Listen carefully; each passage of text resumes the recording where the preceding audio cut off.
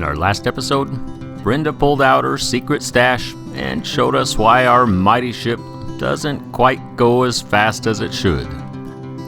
This time around, we leave the Bay of LA behind and head for the farthest reaches of the northern Sea of Cortez.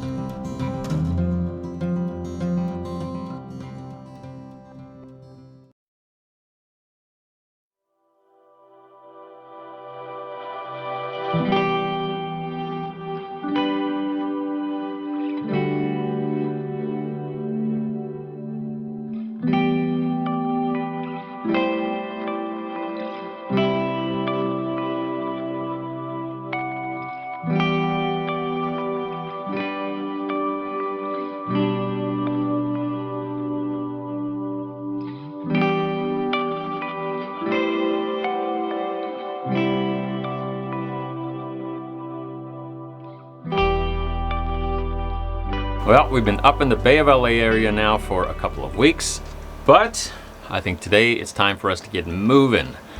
The last handful of days, well actually the last 3 days, there's been a heat wave that rolled through with temperatures in the low hundreds, which is brutal.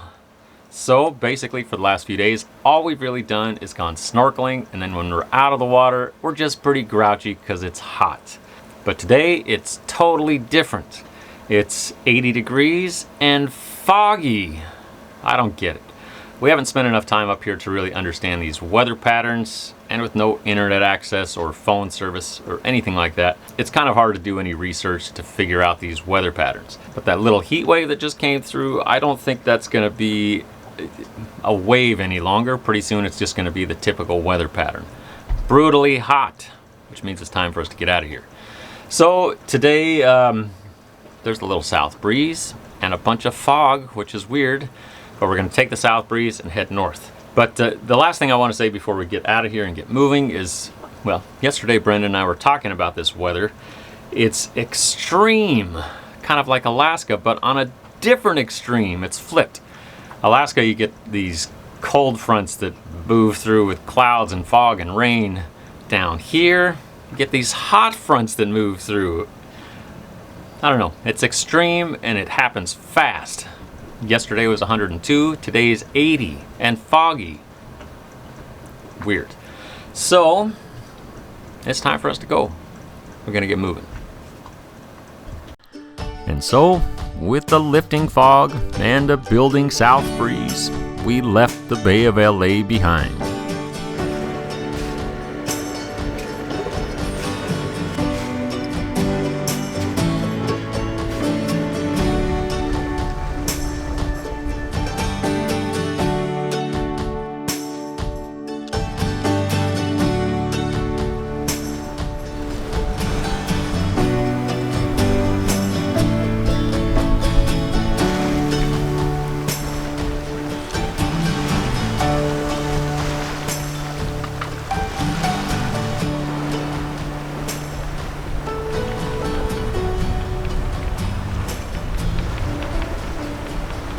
Well, we're off, and right now the sailing is pretty great.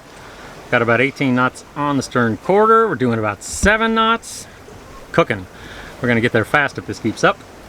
We've got about 30 miles to go today, which will be the longest bit of sailing we've had for a couple of weeks. All throughout the Bay of LA, we really haven't sailed much at all. It was mostly motoring. Either the wind was right on the nose and there were narrow channels, or there just wasn't any wind at all. So kind of motored for the whole couple of weeks we were there. Actually, other than the big Elefante, we had about 40 knots on the beam. We were cooking then. But today's a new day, and we're flying 7 knots. Can't beat that.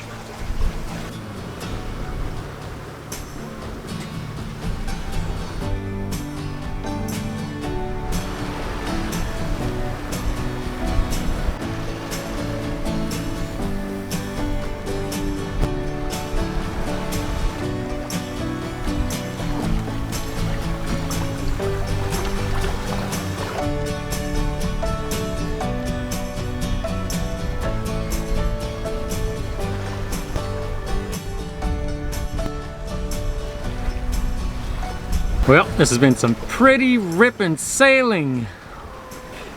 What? All right.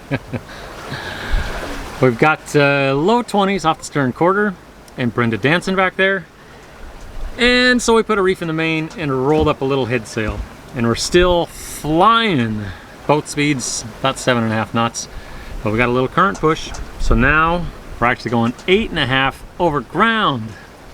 We were doing 10 for a little bit, which was a little hairy. So this trip, we kind of thought it would be about 6-7 hours to get here because we kind of plan our average speed around 5 knots. But we're ripping. It's cut quite a few hours off the trip, which is great. Almost there.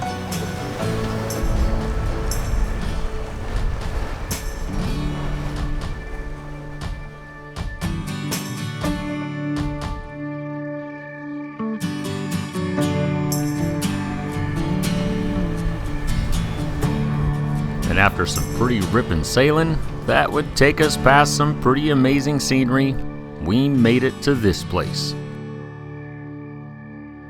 In this little spot, way up in the northern Sea of Cortez, it would hold us captive and be our home sweet home for the next week.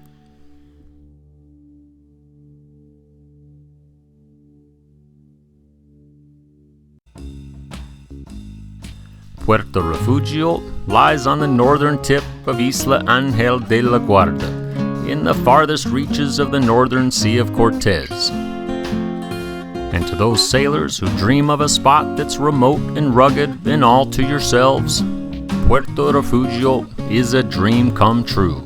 And within the greater bay, there are multiple smaller bays with an endless array of options for anchoring your boat, each with its own feel and protection from different directions of weather. And if that weren't enough, each of these little bays had an endless array of islands, points, and reefs that would not only provide us with countless hours of fun exploring in the dinghy, but also had some of the best snorkeling, diving, and fishing we've seen to date.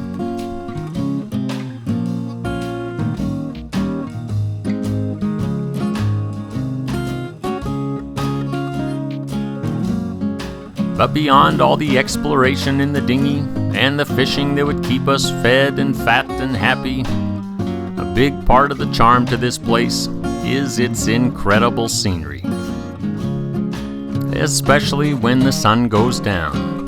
Because when that sun dips below the horizon, look out, because the colors of this amazing landscape, they explode.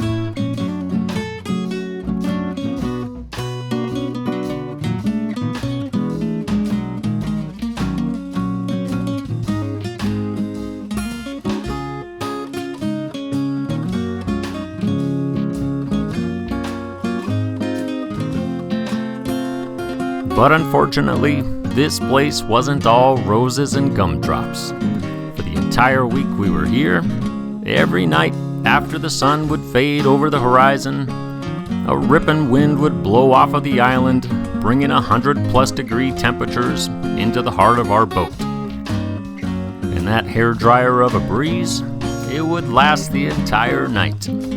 But even worse than cooking all night long in our little floating home sweet home was the no-see-ums that came with that breeze. There was just no escaping them, and it was an itchy mess for everyone involved.